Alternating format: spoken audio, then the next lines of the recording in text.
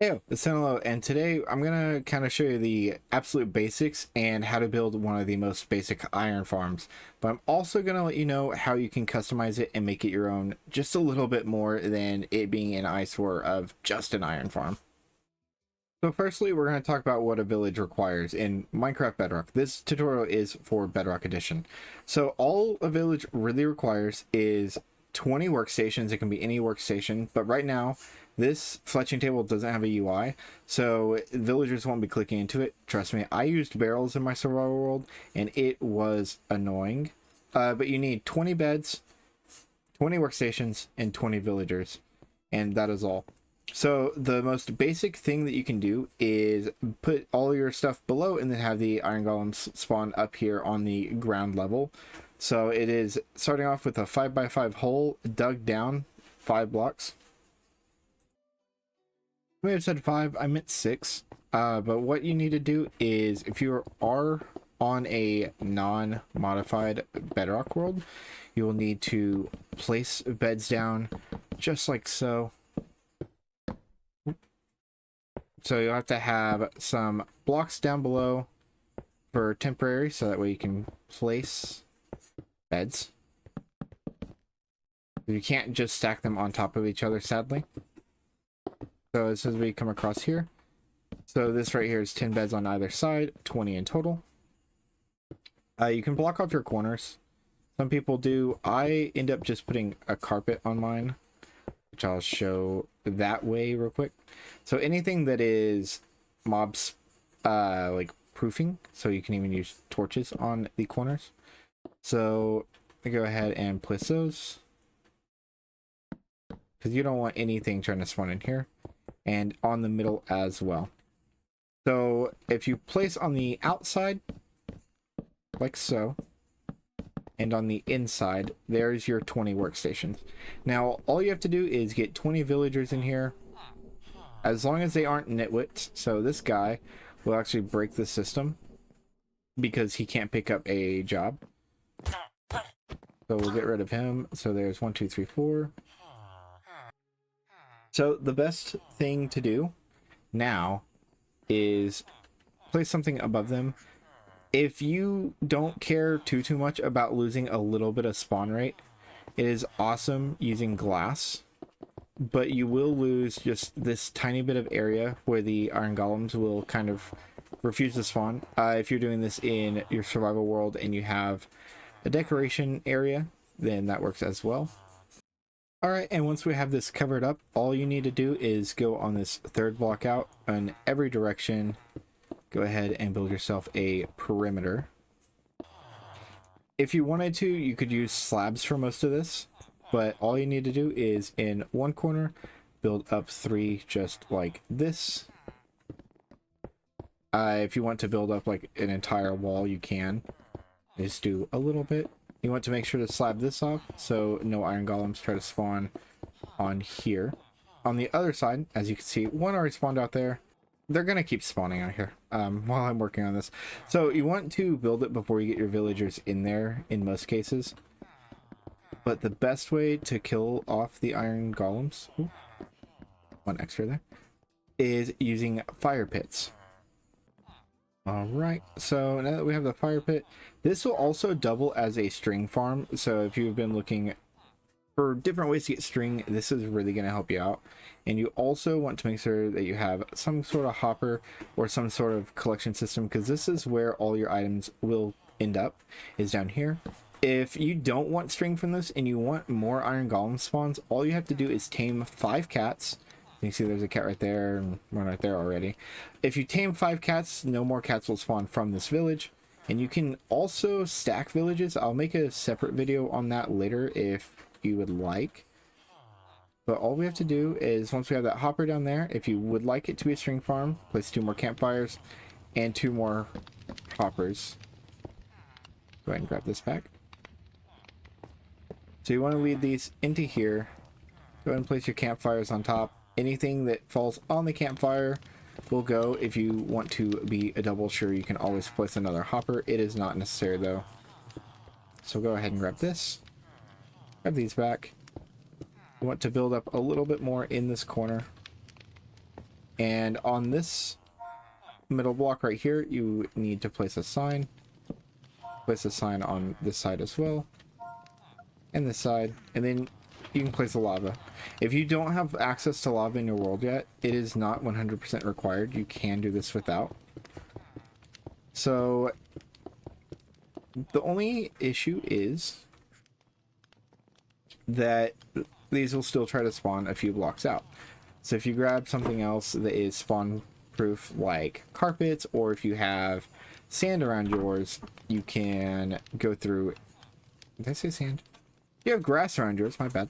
Then you can go around and make path blocks, but you'll want to go 5 extra blocks out because it can spawn iron golems anywhere up to 8 blocks away from the center of the village. Now, because of the way that this is set up, we don't know which one of these is actually the village center. It'll always be some workstation. So you want to go this far out all the way around just to be safe in either path blocks, moss carpet, regular carpet, buttons, torches, or if you just have air around it. If you want to build this out in the sky or something, then that'll also be completely fine.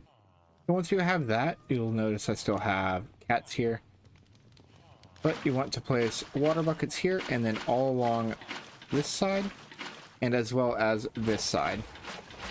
So all the corners away from the campfires, and as you can see, just like that.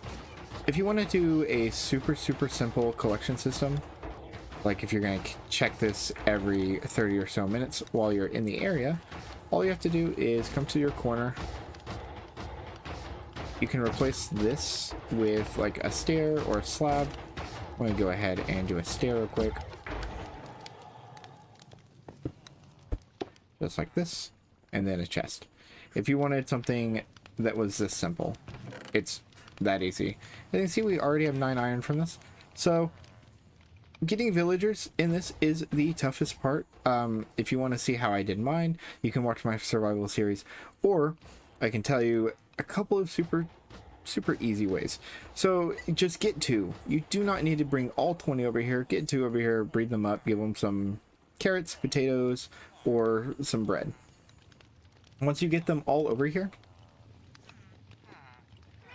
interesting. Looks like you might need extra hoppers on the sides. I've never seen it do that. I might need to double check mine in my survival world. But it is nice to know that sometimes some will get caught up right there. But bring 2 villagers. I used a happy ghast and I flew it over. I had them attached to the boat and I had my hole and I dropped them directly in it. So you can do that, or you can use a minecart if your base isn't too far from a village, but you do want to be careful. You do not want to build this within 150 blocks of a village, because these villagers might get attached to the one that is close by and not actually spawn iron golems of their own, as the center will still be over at the other one. So other ways that you can do this, instead of putting everything in the ground, I'm gonna just use a couple of different blocks to show real quick. I'm not going to build the full thing, but what I normally do is I'll have a perimeter. We'll say like a 17 block area or so. And I will make this right here my killing area. So something like this is what I build normally. I missed a water bucket somewhere right here possibly. Or did I build this one block too far to the side? You know, it's for visual purposes only. I'm sorry. So I'll do this and then I will have kind of a little bit of a gap. So we'll say like 5 blocks. I'm only going to do one side of this because it is just for demonstration.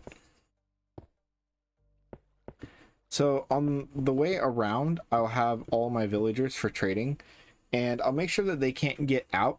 But the best way to do this is to go down and place their beds kind of all around. But the only downside to this is you can't fully track the system. So you'll go through with like your moss or whatever and get a more central area. place your signs, or you can make this central area larger. Again, this fully customizable kind of, you don't need to follow the standard, this is how every single iron farm looks. You can do whatever you want. Place your villagers out here, just spawn proof 8 blocks from wherever your workstations are. So for instance, this cauldron, say if I have a cauldron here, and this is the line of all my workstations, or if I had it like even my line right here, this right here is your line of workstations, and then so 8 blocks back from here, 1 2 3 4, so only 4 blocks into this in the water is where your golems could spawn. Now you want to make sure all of your villager area is spawn proof, so all of this will have to be spawn proofed with something that mobs can't spawn on. And then because this is so far out, you have the 1 2 3 4 5 6 7 8, so you have to mob proof this far out. Again, if you are on a normal world and you just have dirt and you can make a pathway with it, it makes it so much easier. But this would be where your golems spawn, just like over here. Just take this short and easy principle and turn it into your own. Please do not just have a bunch of these around in your world. You can make it look so much better, and instead of just having villagers here to have, you can actually trade with them and do some unique stuff. If you like watching survival Minecraft videos and survival builds, please follow. I'm doing a whole bunch of different series and a whole bunch of different challenges coming up. But if there's anything that you would like to see that you don't really understand, please let me know. I'm going to be going into detail on comparators and repeaters very soon. All my stuff will be Minecraft Bedrock for now, up until I can get a better running PC to where I can do both Minecraft Bedrock and Minecraft Java. So this kind of is a trial run video. But so far we have almost a stack of iron. It hasn't even been that long, not even 10 minutes. If you would like to see me make a video actually building 5 or 6 different trading hall and iron farms, please let me know. I am down to kind of build every imaginable setup. If this was enough for you, also let me know, because I would like to know if I could just need to kind of visualize this a little bit, or if I need to go fully in depth and actually have the different patterns for spawning. This is my first tutorial style video. I'll leave it here. Until next time, stay frosty.